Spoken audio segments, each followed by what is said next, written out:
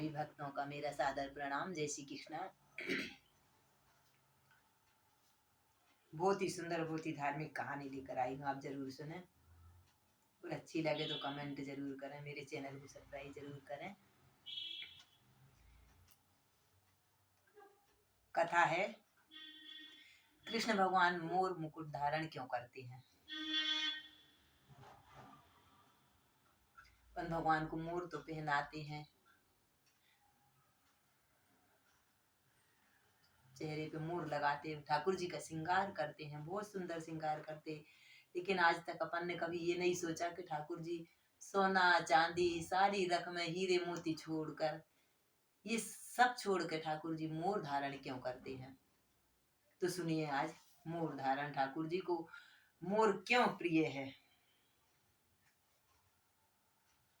भगवान मोर क्यों लगाते हैं, क्या रहस्य है, जरूर सुनिए। कहानी है त्रेता युग की। त्रेता युग में भगवान राम को जब 14 वर्ष का वनवास हुआ था, भगवान राम को पिता की आज्ञा के अनुसार वन जाना पड़ा। उनके साथ उनकी पत्नी माँ सीता, भाई लक्ष्मण साथ में चले। गर्मी का महीना था और वो भी गर्मी में जेठ का महीना था। माँ को चलते चलते चलते माँ सीता को बहुत जोर से प्यास लगी, लेकिन माँ जगदम्बा अपने पति से बोल नहीं रही है। माँ सीता माँ अपने पति से नहीं बोल रही कि पति भी क्या करेंगे, प्यास लगे। चलते चलते चलते जहां तक बना अपनी जान, जहां तक चला अपना जीव, वहां तक तो माँ चलते गई। चलते चलते चलते जब प्यास से व्याकुल हो उठी तो नीचे जमीन में गिर गई। नीचे जमीन में गिरी जैसे ही, वो बस जमीन में गिरते ही मूर्छा आई, बस बोले पानी पानी पानी। बस सीता जी की ऐसी आवाज मुख से निकली। जैसे ही ऐसी आवाज निकली वो बस धरणी में गिर गई। धरणी में गिरी। राम जी ने बोला सीते सीते क्या हुआ। लक्ष्मण जी ने बोले भैया भाभी को क्या हुआ। आवाज आई अरे पानी पानी पानी। राम जी घबरा गए, देखा सीता मूर्छित हो रही है, बस एकदम होश आ रहा तो पानी। राम जी ने देखा यहाँ तो घना जंगल है, पानी कहाँ से आएगा। मन में सोचा क्या करें, भगवान राम को भी कैसी आफत पड़ी, देखो तो सही। सब दूर देखा, अरे कोई पानी ला दो, अरे कोई पानी ला दो, कोई नहीं देखा। अब वहां ऊपर बैठा, पेड़ के ऊपर मोर बैठा। मोर ने भगवान राम की आवाज सुनी और मोर नीचे उतर के आया और बोले प्रभु पास में सरोवर है, आपको नहीं मालूम, आप मेरे साथ चलें, मैं आपको सरोवर बताऊंगा। पहले पशु पक्षी भी भगवान के सभी के काम आते थे, जो आज इंसान के काम नहीं आ रहा। देखो मोर ने कहा प्रभु ज्यादा दूर नहीं है, यहाँ से थोड़े से दूर है, लेकिन मैं ऊपर उड़ूंगा और आप नीचे चलोगे तो आप रास्ता भूल जाएंगे नाथ। इसलिए मेरे जो पंख हैं मैं उनको गिराते जाऊंगा और उसी रास्ते से आप इन पंखों के सहारे आप उस सरोवर में आ जाना।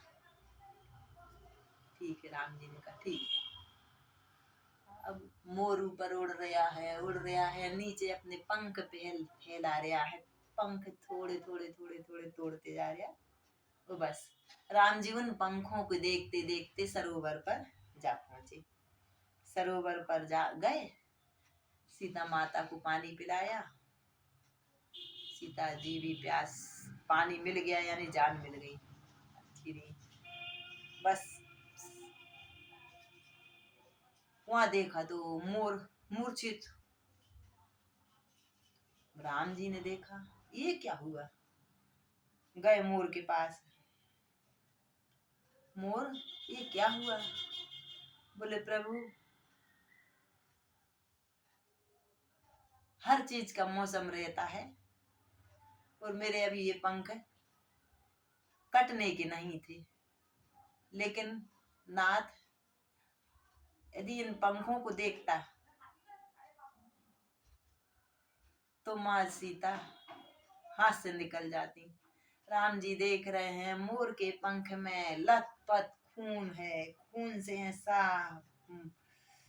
के देखते नहीं बन रहा। राम जी ने अपने पीताम्बर से मोर का खून पोंछा। मोर, तुमने मेरे लिए इतना बड़ा त्याग करा।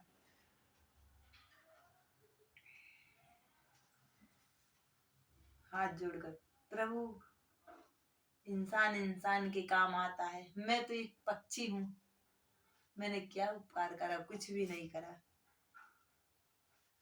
क्या होता है पंख से? यह सुनकर राम के आंखों से अश्रु बहे पड़े। मोर, तूने मेरे लिए अपना ये शरीर रोन डाला, तेरे चोंच से तूने पंख निकाल निकाल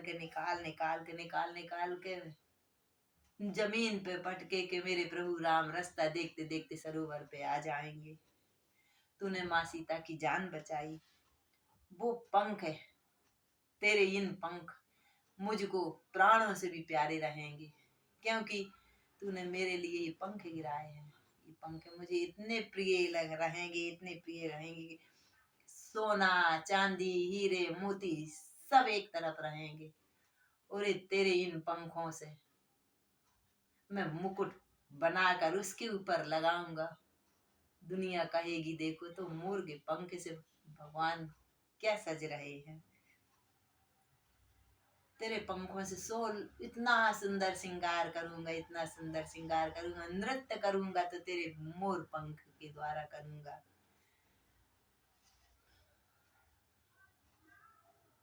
मोर ने हाथ जोड़कर कहा, प्रभु मैंने तो आपको इतना सा दिया और आपने इतना बड़ा मेरी जो दुनिया और मेरे पंखों से तो कुछ काम के नहीं है, जमीन पे पड़े रहते हैं।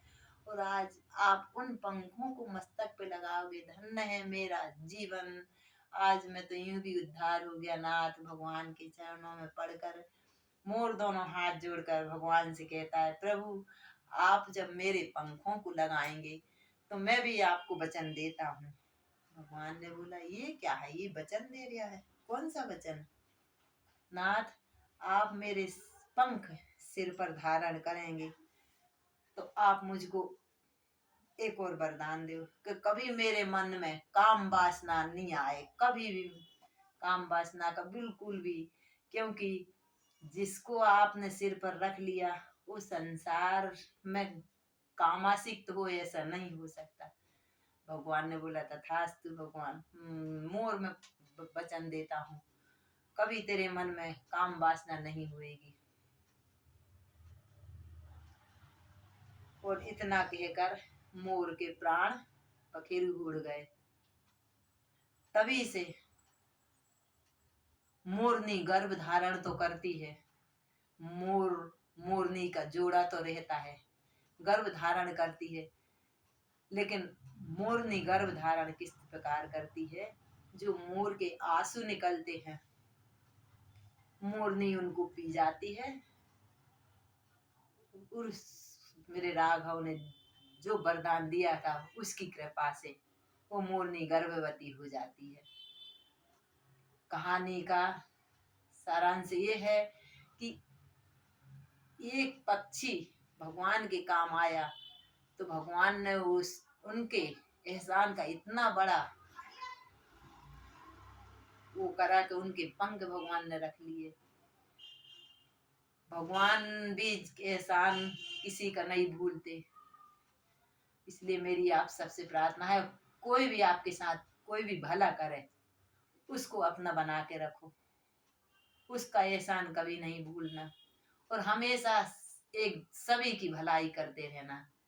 सभी को राधे राधे, जय श्री कृष्णा। यही है मोर की कहानी के मोर को तभी से मेरे कान्हा मोर उनने भी बोला कि मैं तो अभी मर्यादा पुरुषोत्तम हूँ, लेकिन मैं जब कृष्ण के अवतार में आऊंगा, द्वापर में आऊंगा, कृष्ण अवतार में आऊंगा, मोर तेरे पंखों से मैं ऐसा श्रृंगार करूंगा, मेरी मैया ऐसा श्रृंगार कराएगी कि मोर माथे मस्तक पे लगाएगी।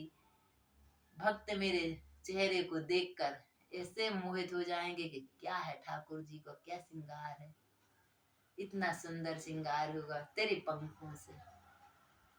बोल भक्त भगवान की।